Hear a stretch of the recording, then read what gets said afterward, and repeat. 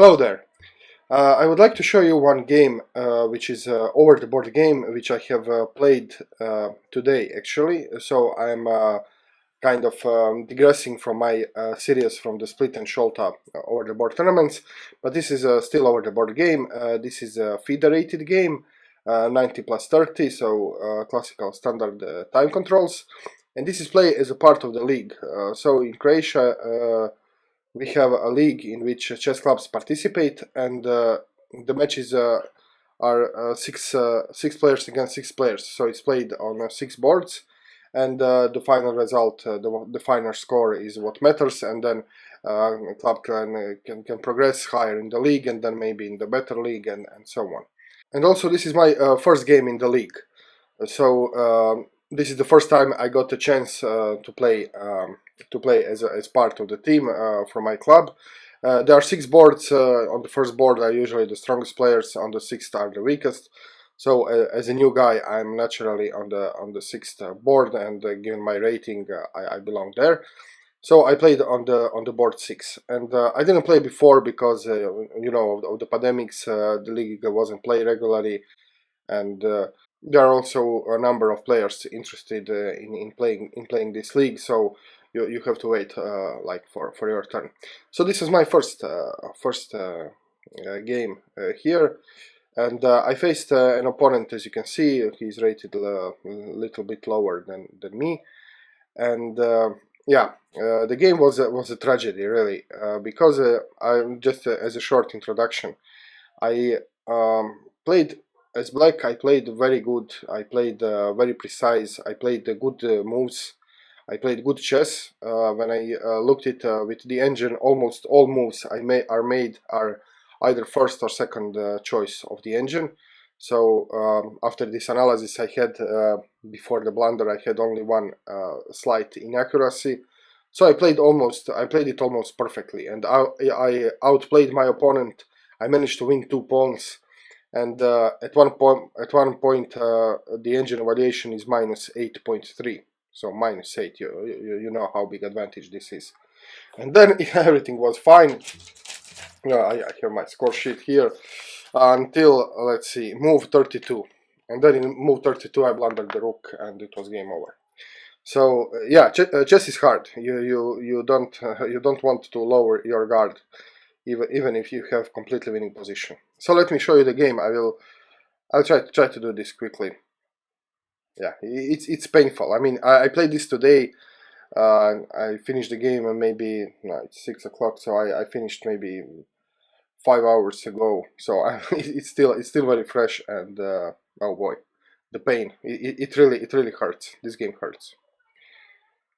Especially, it was my first game in the new club, in the new league. I wanted to prove myself, and I did some preparation. I did tactics before and everything, but okay. So e4, e4, e5, bishop c4. Okay, just going for the Russian defense, or Petrov, or maybe it will turn out to be Italian, or I don't know. Knight f3. Okay, computer thinks it's inaccuracy, but it's a legitimate opening. Now I did think quite a little about this. I was a little bit afraid of complications. If he comes to knight to g5, then my f7 square is weak, so I would have to play d5. It will go wild. So I decided to go for something.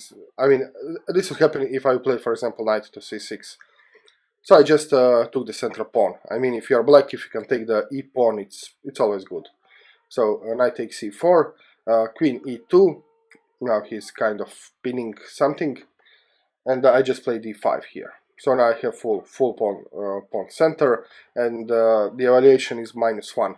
Already here on move 4, I have advantage of -1, like I won the pawn. So protecting, attacking, and so on. Knight takes c5. Okay, now I have several moves on my disposal. I can develop my bishop, my dark square bishop, preparing to castle. It can go in either squares, or I can develop my dark square bishop somewhere. And I decided to do this. So bishop to e6. So also now this is no longer pin, this bishop protects from any tactics on the e file, and also this protects the pawn. So, for example, here moves like knight to d6 will be out of the question because he can just then take the pawn because only queen is protecting. But now with bishop on e6, I'm protecting the pawn. So I can do. I can move the queen if I want, or I can block the queen with any of these moves, and I'm not afraid of losing this pawn.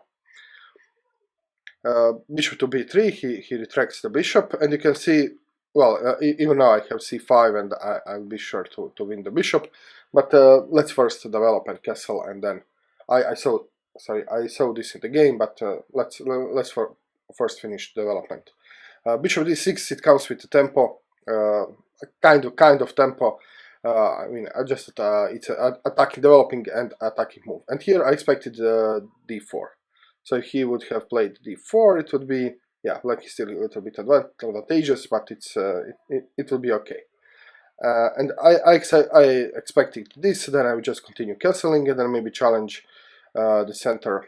Oh, sorry, what's wrong with the arrows? Challenge the center with c5. Something like this. But he made a backward move, so he's playing passively. Right now my advantage is minus 1.4, so almost pawn and a half. So yeah, just castling d3. Okay, I still think d4 would be better here, but okay, he went for d3, attacking my knight, dislodging my knight, and now I played knight c5, and now his bishop is gone. I will have the advantage of bishop pair. Knight b to d2. Like I said, all these moves are the moves which engine would play or would be the engine's second choice. Almost all the moves until the blunder. So, okay, so do I have to take the bishop right away? No, I don't, because he doesn't have an escape square for the bishop, so I can take this bishop later. I'm just now developing moves and also preparing some little tactics. You can see that now, for example, I'm threatening to win the queen. So this, I mean, I thought all the time about how to develop this guy. This guy will be undeveloped for a long time, but this comes with a tempo. So I want my rook on the e file because the e file is the upper file. So if I can put it there with a tempo, I mean, sure.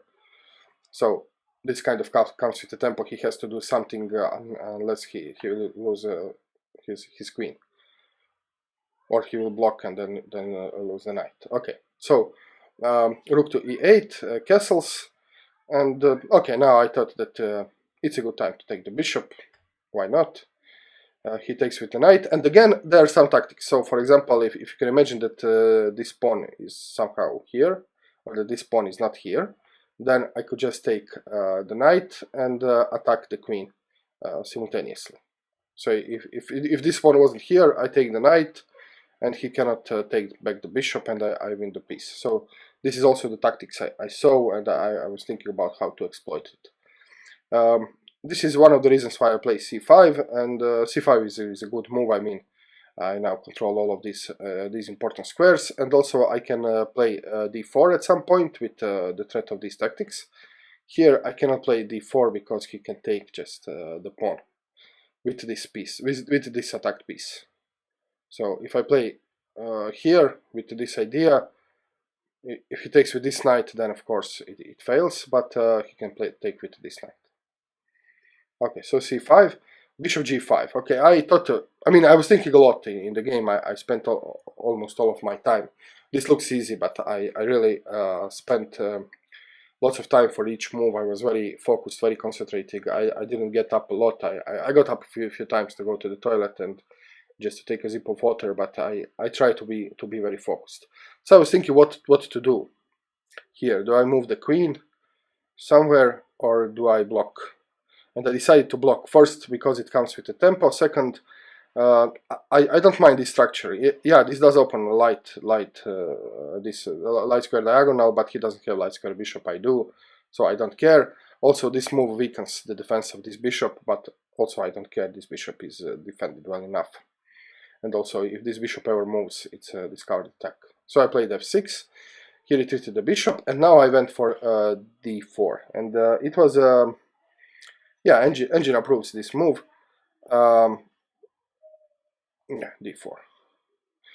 Okay, but my thought was, well, whenever you make a pawn move, you are weakening squares. So now I'm weakening these two squares, and his knight can make use of these squares. So this is one thing I had to consider. I didn't consider it. I evaluated that it's still I'm still better. And also you can notice that I'm putting my pawns on the dark squares, and this is because my pawns will now play against his bishop. I have bishop pair, so I want to put my pawns on the dark squares so to restrict his bishop, because I'm playing for a win. I'm not playing for a draw. If I was playing for a draw, then I would probably like to put my pawns on the light squares.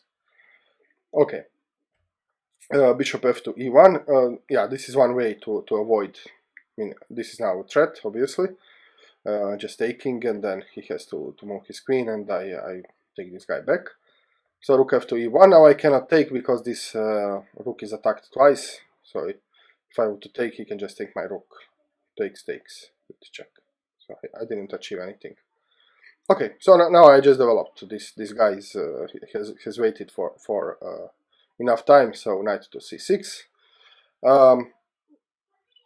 Okay, now he wanted to well, obviously to escape this threat, he played knight b to d2.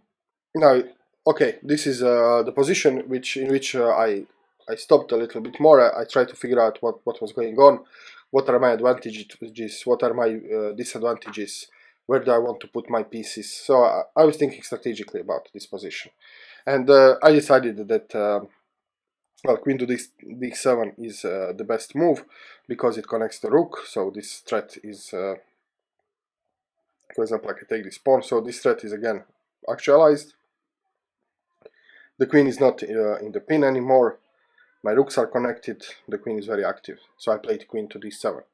This was a positional just choice. I saw I don't have any tactics, so let's just improve a position. And engine agrees. This was the engine move as well. Queen to f1, so he wants to escape the pin, and now you can see that his queen is very passive. Just by the way, the evaluation in this point is minus 2.5, so it's almost like I'm a pace up. This is how good my position was. And this is also the moment in which I invite you to pause the video and try to find the best move for black. Black has a nice move which can result in lots of tactical resources. So please be free to pause the video and find what would you play as black. It's not spectacular, but it's a good move. Okay, I hope you made you pause the video, and the move is knight to b4. This is what engine would play. This is what I played. So attacking simultaneously both pawns. This pawn is a little bit tricky to take. Yeah, it's attacked twice, but after capture, let's say he plays something like this. After capture, he can trap my bishop. So I have given 2 pieces for a bishop and two pieces for a rook and 2 pawns. So I think I should still be better here, but it's a little bit tricky. So. But still, it's a double attack. So I'm pressuring this pawn, and I'm attacking c2, and c2 comes with a fork. So he can choose if he plays. How can you defend c2 square? This is the question. If you move the pawn, I will just fork. If you protect it with your a rook, I'll just take a2 pawn and attack the rook simultaneously. If you protect with c rook, okay, I might think about taking this pawn, but I was thinking about in the game, I probably wouldn't even take this pawn. I just move my bishop here, and I would have complete control over the open file, and then I would look to double up my rooks here. I would probably do this. So whatever you do here, it's not good. So he played rook to e2. He decided that well, it's better to give up the pawn than to give up the open file. Okay. Minus 3.6, by the way. Knight takes c2, of course, a free pawn attacking the rook. Rook comes to c1, knight comes back to b4, now I'm threatening a2, and here he plays knight to e4. Okay, Now he can win my bishop, and he's also double attacking my pawn. And here I made a small mistake. Not here. Here I made a good move. So both of these pawns are hanging. So I just took this pawn. Knight takes d3, attacking the rook. He played rook c to c2. Okay, and now this guy is attacked twice. But what I didn't see, so this was the first mini blunder in the game. I didn't see if he takes with the knight, it comes with the tempo attacking the queen. This is the thing. This is something I didn't see. So I played knight b4, attacking the rook, thinking that he has now to move the rook. But of course he can just take the pawn because my queen is hanging. But it doesn't matter. I mean, at this point I was 2 pawns up. Now when he takes, I'm 1 pawn up, but this pawn, this pawn will fall very soon. So I'll still be 2 pawns up. This is still a winning game. The engine says minus 5.5 at this position. So yeah, minus 5.5. Okay, if I did see that my knight, if I did see the thing that this coming with the tempo, then I would play what the engine suggests, and this is knight to f4, because now if he takes with the tempo, I take this rook with the tempo, so the threat of this rook comes with check. So this was a better move here. I mean, the same logic, but just yeah, it's forcing move. So okay, I didn't see this, but still minus 5.5. Here it was minus 7.5. It was almost like I'm a queen up here. Minus 7.5. Okay, minus 5.5. Rook takes c4. I mean, bishop takes c4. Rook takes c4. b6. Okay, now this rook, you can see that all these squares are taken for the rook. The rook has to go all the way back. The evaluation is minus 6.2. Rook to c1. And now this pawn is under attack, and it can very easily be attacked twice, and also it will come with pin on the queen. So the best way to save this pawn is just to push the pawn, and this is what the engine would do, and this is what I did. So d3.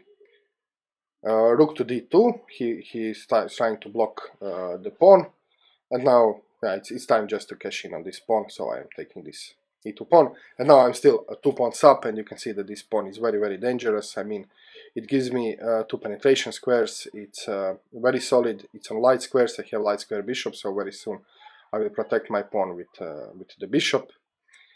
And yeah, very nice position. Rook to c3. Okay, he's trying to pressure this pawn, but you know the pawn is guarded by the knight, so if he wants to take, he will have to give the exchange. And this knight is on very good output, so you can see that he doesn't have any pawns to challenge the knight. And by playing a5, I can just keep this knight here forever almost. Rook a to c1. Okay, I'm all for the exchanges now because I want the end game. I'm 2 pawns up. Queen to c1. And now it's a little bit tricky. You can see that this rook is now attacked twice and defended twice. So that means that this rook and this queen and this rook are bound to defending this rook. This is why I even consider putting the bishop here on e6 just to add another defender, but then I would block this file. So I have to be careful about this rook and this battery here. This is something I always have to keep in mind, and I did keep in mind this until I didn't, and then I lost the game. Okay, so now I brought my bishop back to f7, wanting to guard my pawn, so that this knight is not the only defender of the pawn, so that knight can go somewhere else if he wants. Okay, h3. I guess he just he saw some back rank tactical opportunity, so he just wanted to make sure that he doesn't get back rank mated. Bishop to g6 now. Okay, now this pawn is again protected by minor piece, so I don't need to worry about this being attacked twice or even 3 times with heavy pieces. I have a minor piece defending it. Queen to a1. Okay, he is looking the way to activate the queen. By the way, here taking the rook, yeah, I would welcome exchange, but not by all costs. So taking the rook would make his queen very active. So I didn't want to do him this favor. Okay, and now I was a little bit of time trouble. I mean, I was not. I had like 18 minutes, but it felt like a time trouble. It's not really a time trouble. You have 30 seconds increment. I mean, he had plenty of time. He played slow, much quicker than me. So maybe I at this moment I try to make moves a little bit faster, so they are not as accurate. So this is in fact the first inaccuracy which engine detected by the engine. So, but it's still a good move. I -4. So okay.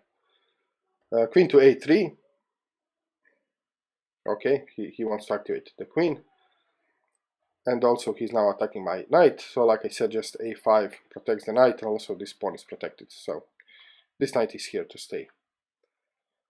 King to f1, he's now trying, I don't know what, something, and at this moment the evaluation is -7.8. I just took the bishop. I mean, I welcome exchange, and I don't lose anything in the positional sense by taking the, sorry, not the bishop, but the rook, and the engine also would take the rook here.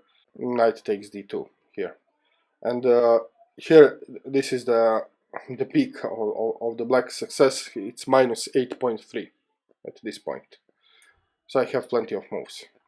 I played queen to e6, and you can see all the time this rook is kind of weak, because this queen has to defend the rook. If this queen moves anywhere, the rook falls, and I was aware of this all the time until I wasn't.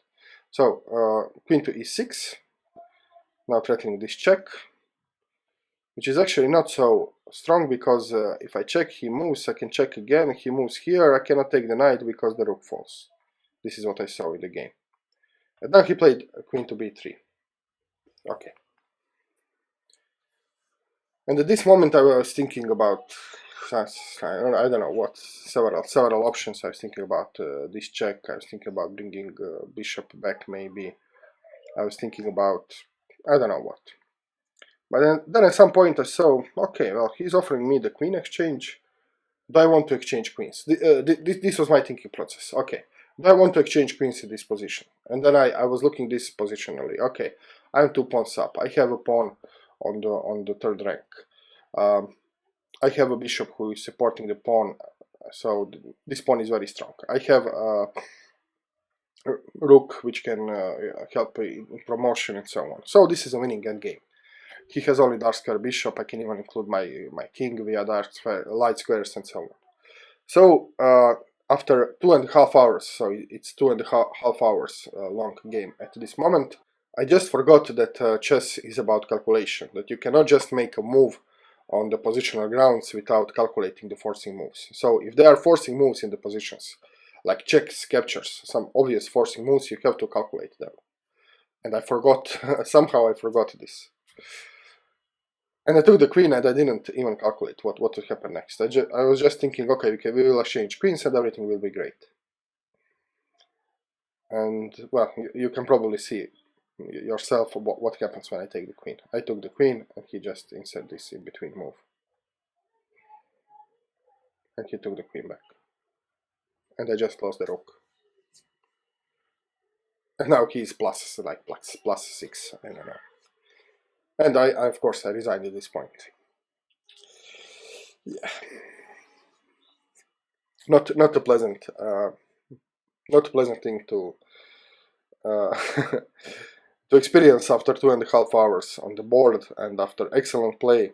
And I mean, when I checked this engine, I was even more frustrated, more depressed, because the engine really confirmed that I played very good against this passive opponent, passive play by my opponent. I played good moves, precise moves, engine moves. I managed just by playing good moves come to -8.3 point advantage, and well, then I just blew it in one. Yeah. I blew it in one one move. Okay, chess is hard. This is what happens. You don't ever lower your guard. You always have to be attentive, you always have to calculate, you always have to be aware of the forcing moves. You always have to check, double check, triple check if your move is safe. Okay, luckily, I mean, luckily, unfortunately my team lost, but the team didn't lost because of me. If I won this game, my team would still lose, so luckily for me, I didn't ruin the result. We were losing anyway. So this is a small consolation, but you know, it is the first time I really wanted to show my worth, and well, this happened. Okay, what can I say? Thanks for watching, and I will continue analyzing my games from my over the board tournament, and I will see you soon with more chess. Cheers.